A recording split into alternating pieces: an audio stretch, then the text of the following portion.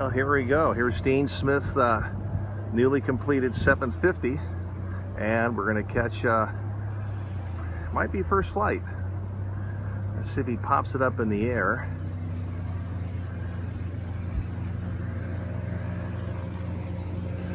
Or he might try to get some high shake. Oh, there you go. There we go. There we go. Oh,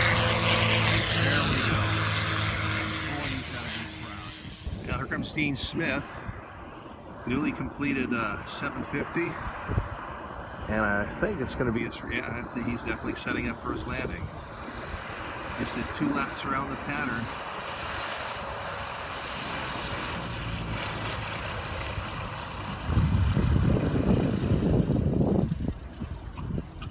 Nice. God, that thing just set right on down.